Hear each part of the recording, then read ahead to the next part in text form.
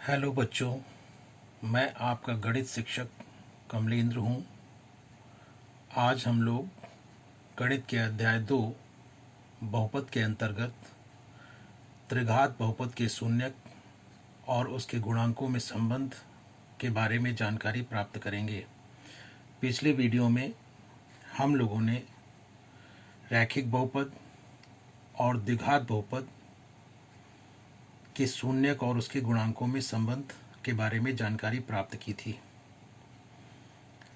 अब यदि हम त्रिघात बहुपद के लिए उसका व्यापक रूप लें तो हम उसे px बराबर ax की घात 3 धन bx की घात 2 धन cx धन d, जहाँ a 0 के बराबर नहीं है, के रूप में लिखते हैं।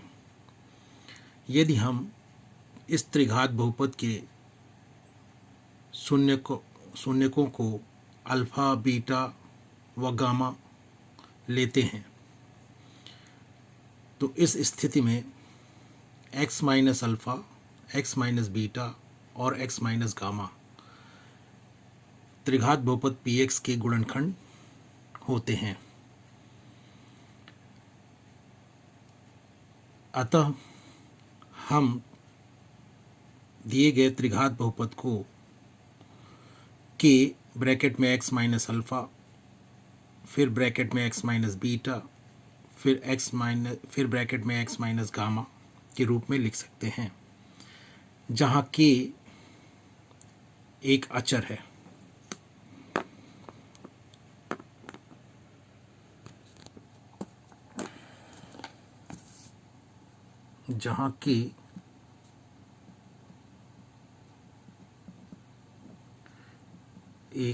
है।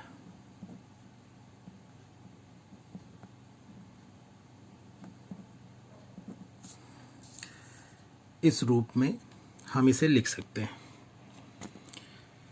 और इसे यदि सरल करते हैं तो हम पाते हैं कि दिया गया द्विघात बहुपद k x cube minus k bracket में alpha plus beta plus gamma, फिर ब्रैकेट के बाहर एक्स स्क्वायर धन k ब्रैकेट में alpha beta plus beta gamma plus gamma alpha और फिर ब्रैकेट बंद, फिर x ऋण k अल्फ़ा बीटा गामा के रूप में हम इसको लिख सकते हैं।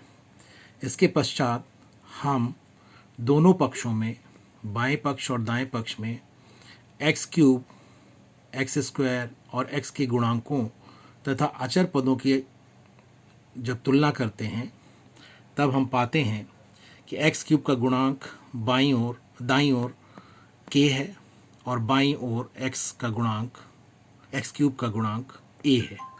इसलिए a बराबर k के होता है, तो जिसे हमने k बराबर a लिखा है।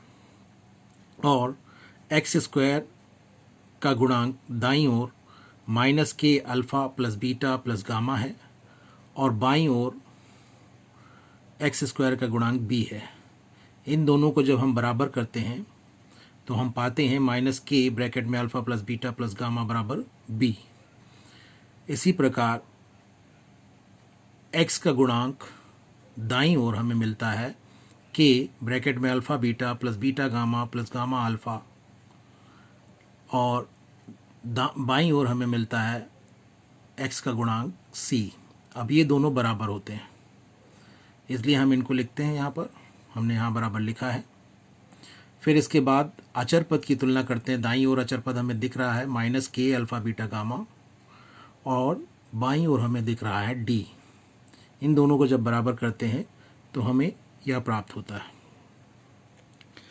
अब k बराबर a हम इसमें रख देते हैं इन सब में, तो हमें ये संबंध प्राप्त होते हैं। Alpha plus beta plus gamma बराबर माइनस b बटा a, alpha beta plus beta gamma plus gamma alpha बराबर c बटा a और अल्फ़ा बीटा गामा बराबर माइनस d बटा a। अब इसे हम और समझने का जब प्रयास करते हैं तो हम पाते हैं कि alpha plus beta plus gamma बराबर माइनस b बटा a बराबर होता है माइनस एक्स स्क्वायर का गुणांक बटे एक्स क्यूब का गुणांक। क्योंकि आप व्यापक त्रिघात बहुपद में देख रहे हैं एक्स क्यूब का गुणांक a है, एक्स स्क्वायर का गुणांक b है, x का गुणांक c है और अचर पद d है। इस प्रकार हम इसे लिख सकते हैं। इसी प्रकार alpha beta plus beta gamma plus gamma alpha को, जो कि c बटा a के बराबर है, को हम बराबर x का गुणांक बटे एक्स क्यूब का गुणांक लिख सकते हैं। अल्फ़ा बीटा गामा बराबर माइनस डी बटा a है और इससे हम बराबर करके लिख सकते हैं माइनस अचर पद बटे एक्स क्यूब का गुणांक, क्योंकि d अचर पद है और a एक्स क्यूब का गुणांक है। इस प्रकार हम देख रहे हैं कि त्रिघात बहुपद के शून्यक उसके गुणांकों से संबंधित हैं। अब हम उदाहरण 4 के बारे में जानकारी प्राप्त करेंगे। उदाहरण 4 में आप देख रहे हैं पेज 34 पर उदाहरण 4 है।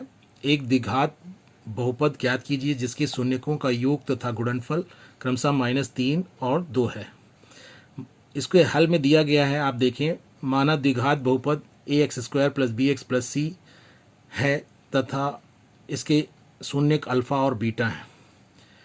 तो हमें पता है कि द्विघात बहुपद की स्थिति में शून्यकों का योगफल यानी alpha plus beta minus b बटा a के बराबर होता है, जो कि हमें -3 के बराबर दिया गया है, सवाल में दिया गया है।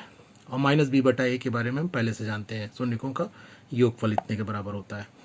और शून्यकों का गुणनफल द्विघात बहुपद की स्थिति में अल्फ़ा बीटा होगा यहाँ पर, और वो c बटा a के बराबर होता है, ये हमें पता है। और प्रश्न में हमको दिया है कि शून्यकों का गुणनफल जो है वो 2 के बराबर, इन दोनों को हम बराबर कर लेते हैं। फिर अपनी तरफ से a को हम 1 के बराबर मान लेते हैं, और जब a को 1 मानेंगे तो -3 बराबर -b होगा, जिसे हम b बराबर 3 लिख सकते हैं, इसीलिए यहाँ पर b बराबर 3 लिखा गया है। और यहाँ पर अगर a को 1 के बराबर लिखेंगे तो c बराबर 2 हो जाएगा, तो इस c बराबर 2 हमें प्राप्त हो जाता है। अब हम a, b और c के मान जो हमने व्यापक द्विघात बहुपद माना था उसमें रख देंगे, तो हमें प्राप्त होगा बहुपद x² धन 3x धन 2। और इस प्रकार हमने द्विघात बहुपद को ज्ञात कर लिया। और इसी प्रकार हमें अपनी प्रश्नावली में भी द्विघात बहुपदों को ज्ञात करना है। प्रश्नावली 2.236 पेज पर है। इसके सवालों को आप लगाने का प्रयास करेंगे। यदि कहीं कठिनाई आती है तो आप मुझसे पूछेंगे। इस वीडियो में बस इतना ही। धन्यवाद।